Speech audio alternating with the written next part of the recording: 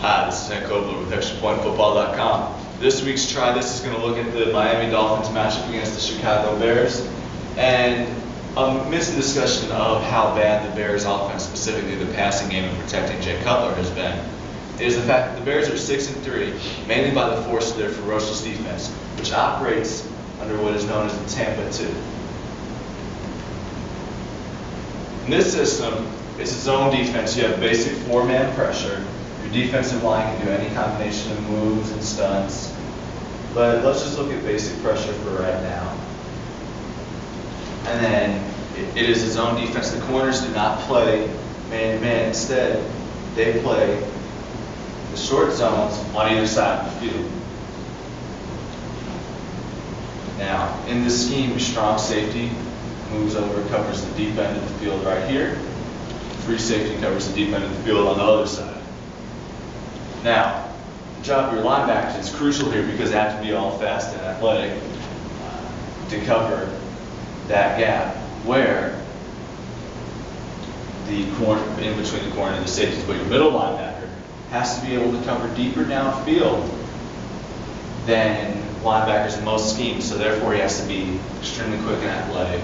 Not the best drawing of the zone in the middle, but it's what I had room for. So now, this seems like if every player sticks to their assignment, this scheme is very hard to beat. It's one of the reasons why statistically Chicago is one of the best defenses in the league right now, and their defense is carrying them, and they're tied for first place in the NFC North, depending on the results of their game on Monday night. Now, a route combination can combat this and take advantage of the corner's short zone defense. It's 7 flat.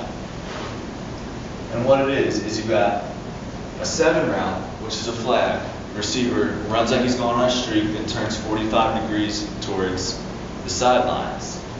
And so this with Dolphins receiver Brandon Marshall, he would go inside the corner, and then he would make his break right here. Now, anytime you're running either a flag or a post route, the quarterback wants to release it when the receiver makes his break because the defender does not know when that break's coming or what's happening. So right at that moment, he will be open. There's always that hole in zone defenses. It's right after the receiver makes their break on the post or the flag. So Tyler Thigpen has a pretty impressive arm, especially for a third stringer, so he can fit it into that window because the receiver will be outside of the free safety, throw it outside over his outside shoulder, and it's going to be completion most of the time, especially the dynamic receivers such as Brandon Marshall. Now, a combination that also complicates this for the defense is just a basic flat route. Now, if the corner moves back in the zone like he's supposed to, this tight end is going to be open. On the other hand, because the receiver's coming through this area at the same time, you have, he can creep up onto the flat route, and then the receiver will blow past when there will be a small opening before he gets to the linebacker's zone.